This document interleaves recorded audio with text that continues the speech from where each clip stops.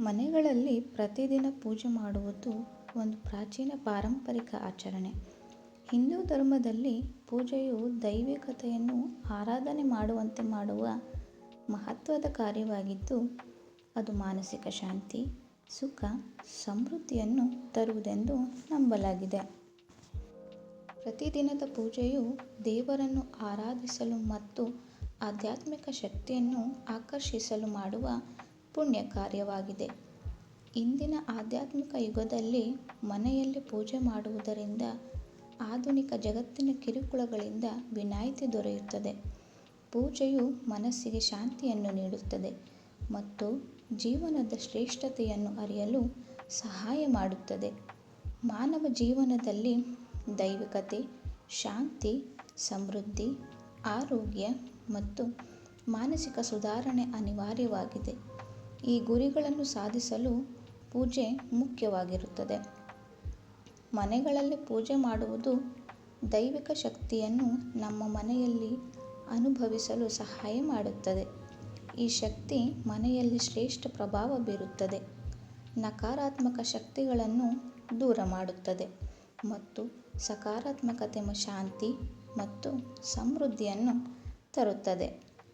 ಪೂಜೆಯು ಒಂದು ರೀತಿಯ ಧ್ಯಾನವಾಗಿದ್ದು, ಅದು ದೈಹಿಕ ಮತ್ತು ಮಾನಸಿಕ ಶಕ್ತಿಯನ್ನು ಹೆಚ್ಚಿಸುತ್ತದೆ. ಪೂಜೆ ಮಾಡುವಾಗ ನಾವು ನಾವೇ ಹೊರತು ಬೇರೆಯವರನ್ನು ಚಿಂತಿಸದೆ ದೈವಿಕ ಶಕ್ತಿಯಲ್ಲೇ ಲೀನವಾಗುತ್ತೇವೆ.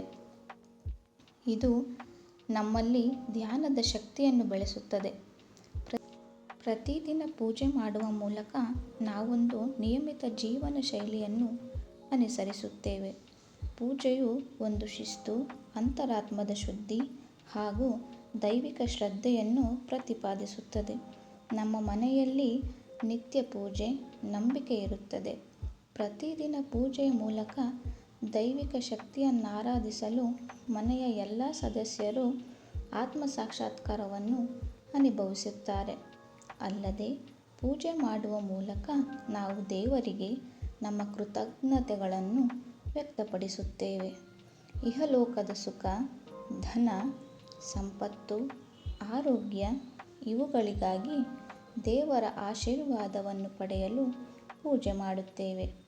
ಪೂಜೆ ಮಾಡುವುದರಿಂದ ನಮ್ಮ ಮನಸ್ಸು ದೃಢವಾಗುತ್ತದೆ, ಭಯ, ಚಿಂತೆ ಮತ್ತು ನಿರಾಸೆಯಿಂದ ಮುಕ್ತಗೊಳ್ಳಲು ಸಹಾಯ ಮಾಡುತ್ತದೆ.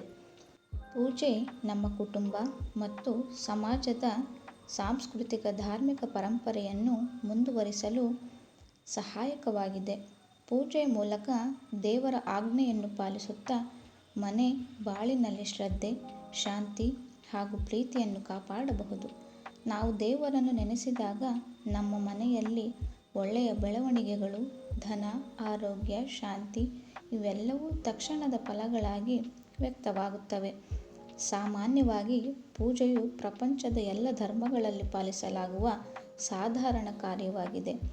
ಇದು ನಮ್ಮ ಜೀವನದಲ್ಲಿ ಭಕ್ತಿ, ಶ್ರದ್ಧೆ ಮತ್ತು ಪ್ರಾಮಾಣಿಕತೆಯನ್ನು ತಂದುಕೊಡುತ್ತದೆ.